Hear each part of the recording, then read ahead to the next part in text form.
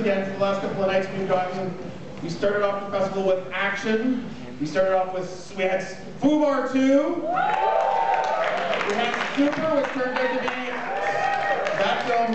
When you come and see films at the film festival, a lot of the times they haven't even gotten picked up for distribution. No one knows what's going to happen to them. They're on the auction block. And Super got bought. It is running to theaters near you, courtesy of IFC. So it's been a rocking start with the festival, and then we went into the creepy stuff. And we got more creepy stuff for you tonight, obviously. How many people were here a number of years ago when we premiered a little film called Saw? I think the nice thing about that screening is that film had already premiered at Sundance, but then when it premiered here, the directors of that film were like, Toronto was the premiere, because this was where the audience was for the film. You guys made them love that so much. So now they're back with a different film. Don't expect what you've seen before from them, because this is a little more sublime and creepy. Okay, most of you probably saw that photo of the program guide of the creepy old woman. You're not going to sleep well tonight. and yes, but don't blame me, blame them. The directors of Insidious, James Wan and Leigh Whannel.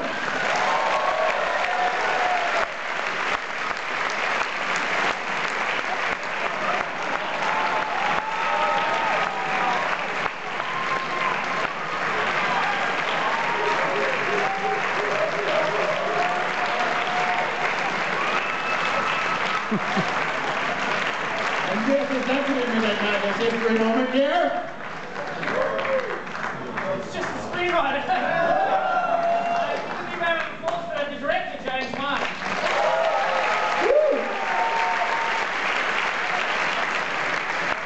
Hi guys.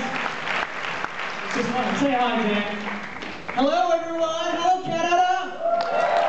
Toronto. Yeah, guys, this is actually the first film that we've made that I didn't allow James to put a creepy doll in. I put a ban on creepy dolls, and I finished the film and watched it, and he fucking put one in there anyway. There's one in there, but I didn't know about it. He managed to sneak one in. That was actually Leigh Whannel himself, but I didn't know it. Yeah, very wooden performance. Guys, Toronto actually, unlike everyone else who's come to town and is being nice to you, it's not utter bullshit when we say that Toronto holds a very special place in our hearts, because, as Colin said, this is where we first showed Saw. We got straight off the plane from Australia, flew in from Melbourne. We don't know what we're doing, we're jet lagged, we get in this car, we drive up, and there's a line of people around the block waiting to get into this theatre. And I was like, oh my God, look at the amount of people that are queuing up. And a Lionsgate publicist said to us, that's not the people waiting to get in. These are people who are waiting for spare tickets. Everyone's already inside. And we couldn't believe it. It was like the best night of our lives.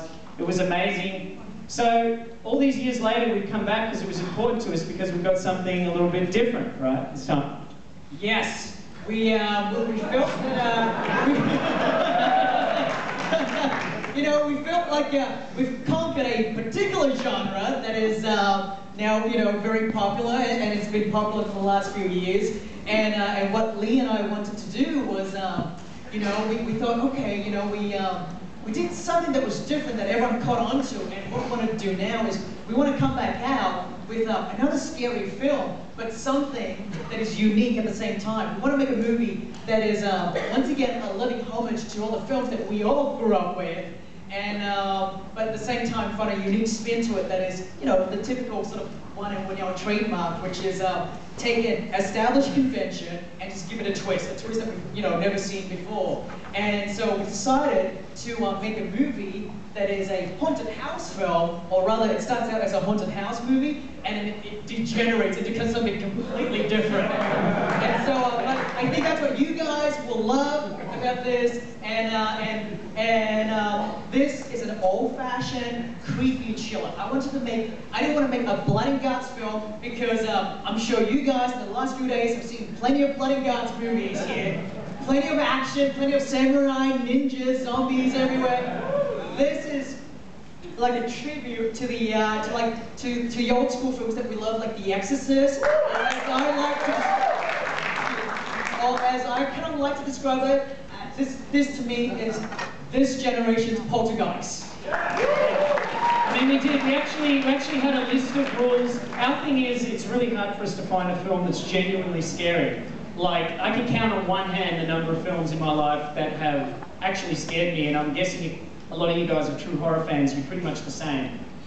It's just really hard, so we wanted to make something scary. I had a list of rules tacked to the desk when I was writing this. No bullshit fake scares. That's where, like, someone's in the car and then bang, bang, bang, and it's just the friend giving back the credit card. You forgot your card. Or the fucking cat, like you open the door and it's like, no false scares, bullshit. We wanted to make something that's actually scary. The Exorcist, The Shining, Poltergeist. That's what we want to do. We want to actually scare the shit out of you guys, and I hope we've done it. Yeah, and you know, more importantly, I really want to create a film that has a creepy atmosphere. I mean, I describe it as a chiller that's sustained throughout the whole film. And you know, I'm very fortunate to have such a great cast: Patrick Wilson, who's in the audience tonight, and Rose Byrne, and Shay, Barbara Hershey. She's also at the festival, I think, right? For Black Swan. Is she? Yeah. So I'm very excited to show this one to you guys, and for a change, I didn't want to make an action horror film. You know, like we're so used to seeing action horror films out there, where horror films that are made like action films and not really made like how this should be, which is slowly creep into your subconscious and lay a seed, an insidious seed. And this is a film, where we want to concentrate on the characters, and I want you guys to love the characters, and then fuck up shit starts to happen.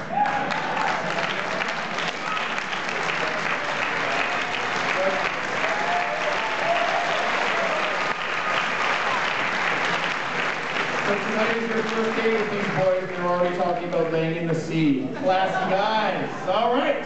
So, we've got more mayhem throughout the week. Please do check out the rest of the Midnight Madness lineup. I hope to see you back. But I'm going to go down through this little spiel list. Thank you to the festival's lead sponsor, Bill, our major sponsors, RBC, Blackberry, to our major public supporters, the Government of Ontario, Telecom Canada, and the City of Toronto. Thank you to our main supporters for their generous donations to our annual campaign, the TIFF Bell Lightbox campaign, the Midnight Madness program. No matter how much blood and weirdness we put on this screen, they keep on coming back. It's made possible through the generous sponsorship of Cineplex Entertainment and Space. This film is eligible for the Cadillac People's Choice Award, but more importantly, it is eligible for the Cadillac People's Choice Midnight Madness Award, so vote! I would like to thank I Am Global, and I would also like to thank Alliance Films for providing us with this film, and, alright, I've been saying it at every screening. I haven't been saying that. You never hear me ever say that. You guys say that, and I get blamed for it. But the worst behavior in movie theaters today is that douchebag in front of you who pulls out his phone in front of you and blinds everyone behind you, alright? If anyone does that tonight, get Supernatural on their ass, okay? We want to remind you to please turn off your cell phones, Blackberries, cameras, and put them away. Recording of this film is not permitted. Please note as part of our anti-piracy security measures, night vision technology may be in use during this screening.